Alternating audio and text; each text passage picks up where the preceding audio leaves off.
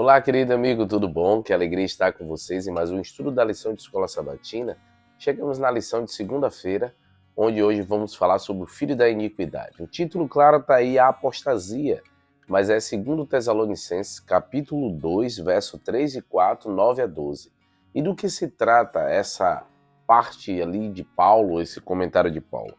Você vai ver ele falando sobre a vinda do Senhor, a revelação da apostasia e o homem da iniquidade. Eu vou ler apenas alguns versos, quando ele diz assim, ó, o verso 3: Ninguém de nenhum modo vos engane, porque isso não acontecerá sem que primeiro venha a apostasia e seja revelado o homem da iniquidade, o filho da perdição, o qual se opõe e se levanta contra tudo que se chama Deus, e ou é objeto de culto, a ponto de assentar-se no santuário de Deus, ostentando ser como o próprio Deus. E aí ele fala que esse poder, ele produz sinais e prodígios, que é mentira, vindo de Satanás. Então, esse homem da iniquidade, ele é o mesmo que João descreve como a besta de Apocalipse 13. Assim como também Daniel descreve em Daniel capítulo 7 essas características do chifre pequeno. Você então percebe que a iniquidade de 2 Tessalonicenses, Daniel 7 apresenta o chifre pequeno e Apocalipse 13, que envolve também o 14, ele fala sobre o quê? Sobre a besta, que é uma entidade. O comentário bíblico adventista, ele fala o seguinte: uma comparação com a profecia de Daniel sobre o poder blasfemo que sucedeu Roma pagã e com a descrição de João sobre a besta semelhante a um leopardo, revela muita similaridade entre os relatos, como também o filho da iniquidade. O chifre pequeno, o poder e o homem da iniquidade. Isso leva à conclusão de que Daniel, Paulo e João falam do mesmo poder, o papado.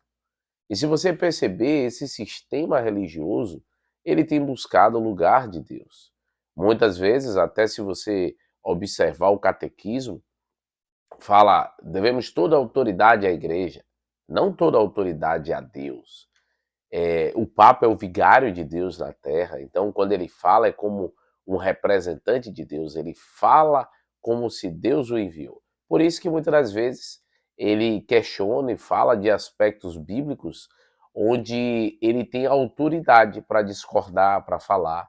E você percebe que até tem líderes que fazem isso. Quando fala de atualizar a Bíblia, que aquilo não tem mais um sentido para os nossos dias, que apropriação desta verdade ao ponto de eu me colocar superior ou igual à palavra de Deus.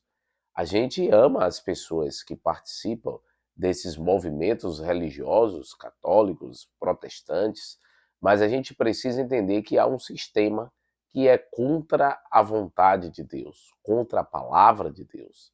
E a gente precisa combater e combater, que eu digo assim, as mentiras e despertar o povo para uma verdade, como assim diz o Senhor.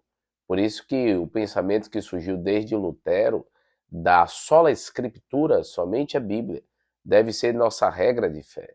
Alguns até confundem quando a gente estuda o Espírito de Profecia, Ellen White, no qual acha que a gente equivale os escritos dela à Bíblia. De forma nenhuma. Esses dias tivemos algumas palestras com Russell Stefanovic, uma das grandes autoridades da nossa igreja de Apocalipse. E ele disse assim, ó, nós não vamos em Ellen White para surgir temáticas bíblicas. Nós vamos à Bíblia, estudamos exegeticamente, aprendemos sobre o texto e muitas das vezes recorremos a Ellen White para a gente fundamentar, para que a gente tenha uma noção, ver o que a profecia, ver a que a profeta ela fala sobre o assunto. Então Ellen White ela confirma aquilo que a Bíblia diz. Como ela mesma falou, é uma luz menor que guia para a luz maior. Mas em nenhum momento substituímos ou criamos doutrina em cima de Ellen White. Porém, esses movimentos têm o pensamento mariano, tem Maria acima de tudo, que não é bíblico, tem também adoração a ídolos, que a Bíblia também diz e é contra. Então a gente precisa perceber quando aquilo está fugindo do que a Bíblia diz. E a gente tem que estar atento a esse filho da iniquidade. Paulo, em seus dias, já havia apostasia em seu meio. E ele disse que aquilo seria o que? Aumentado.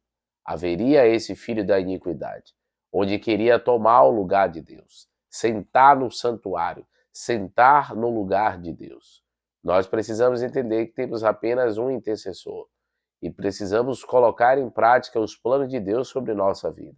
Desperta, povo de Deus, e ajude outros também a despertar para a verdade bíblica. Vamos orar? Querido Deus, ó Pai, graças te damos teu amor e bondade. Obrigado por esse momento que estudamos a tua palavra por meio da lição. Ajude-nos a despertar para as verdades contidas na tua palavra. A tua palavra é a verdade. E assim ajudar outros a te conhecer. Dar-nos um dia abençoado em tua presença, no nome de Cristo Jesus. Amém, Senhor. Deus te abençoe, queridos. Não se esqueça, quinta-feira vamos estudar sobre José Bates. Aqui terá uma mensagem importante para você também. Quinta-feira às 19h30, tá bom? Tchau, tchau, queridos.